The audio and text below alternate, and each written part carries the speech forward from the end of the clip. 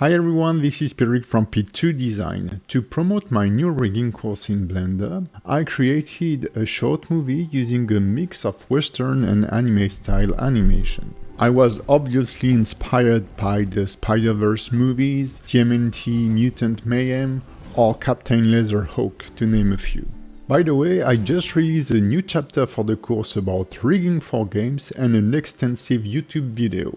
Check it out if you missed it. Back to the short movie, I'd like to explain to you how I made the freefall shot. Because this was a big challenge and I used so many tricks to get what you see in this specific shot. Through the struggle, I learned a lot and it could have been easier if I knew those tricks before. So let's dive in.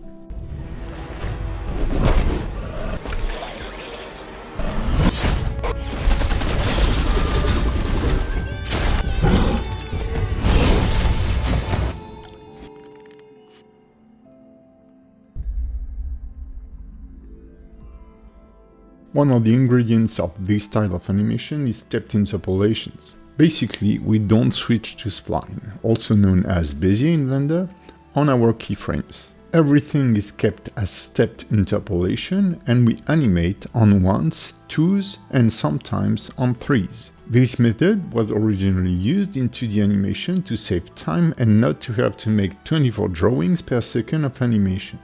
In some cases, the number of drawings can be down to 8 per second, or even only one pose held for a long time. While this is fine with a static camera, it becomes a real pain with complex camera movements such as this one. The main problem is strobing. Your character will jump from one position to another every 2 frames, but the camera is moving on every frame, so we get this back and forth motion. There are some solutions that were developed. I don't know them all, but I'd like to mention one from Cody Winchester working at Dylan Goose Studio. It will convert the animation in 2s or 3s while keeping a smooth tracking, the object position being converted to 1s tracking the camera.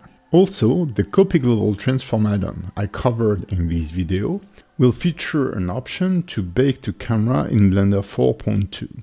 My only concern is that you have to animate on 1s first and then convert your animation to 2s or 3s, etc.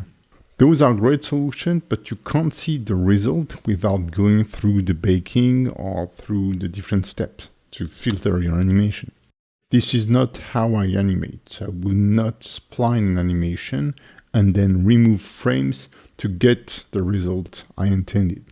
I will start by blocking my golden key poses, the most important ones, during a first blocking stage, and then create additional poses breakdowns to improve the animation readability.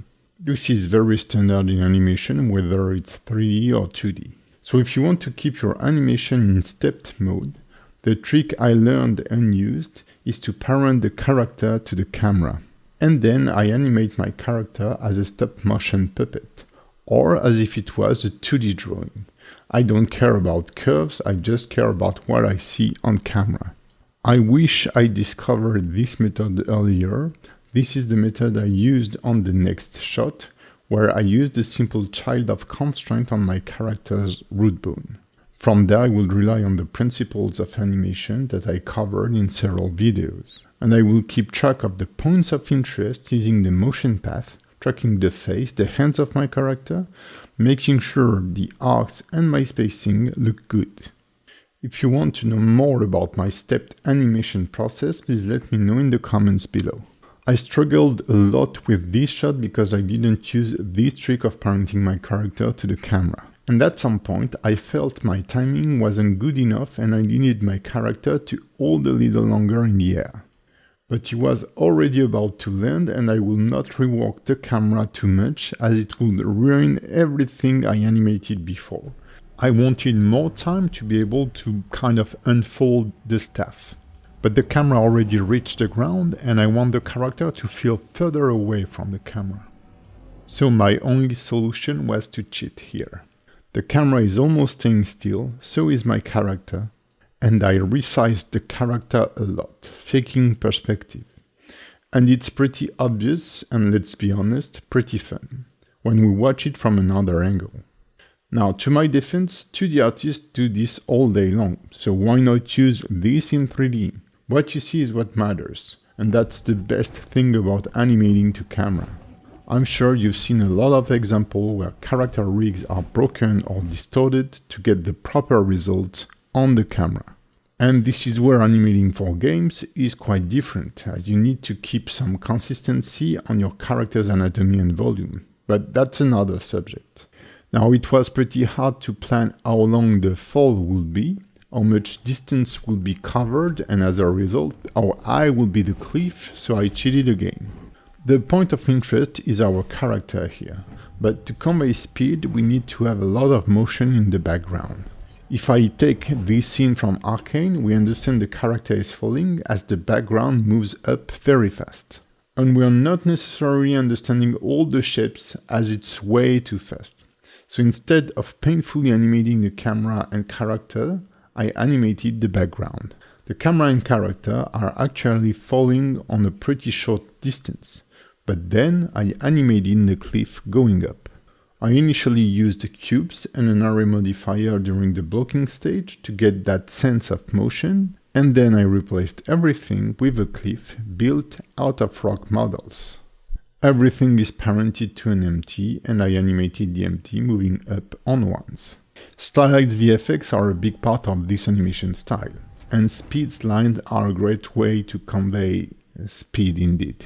By the way, if you like what you see, please consider leaving a nice comment, a like and subscribing. That's the best way to support my channel. So, speed lines. Well, I used the same technique in the Windblade short and in my Trident character intro animation. It's a simple shader on a cylinder. Using a stretched noise, I created the lines. Their coordinates are animated to make them move, and I then matched the background color. I made a dedicated tutorial a while back, and I'm still using these techniques. On top of that, I used some particles and a simple emitter with no gravity, shooting speed lines. I animated a few rocks raising on the ground as he fell down to sell the impact, and I removed a couple of frames on the final edit, following Picaut's advice to get an even more impactful landing. Finally, I hand-drawn puffs of dust and combined all of this in After Effects. I didn't use Grease Pencil for this one, but if you want to learn how to create hand-drawn VFX with Grease Pencil in Blender, check out my dedicated tutorial. This project was awesome for many reasons, and I learned a lot from it. My last advice is to plan your shot as much as possible and don't hesitate to change technique along the way. You may save tons of time by just admitting that your first method wasn't the right one. This is the end of this video. I hope you enjoyed it, and I'll see you in the next one.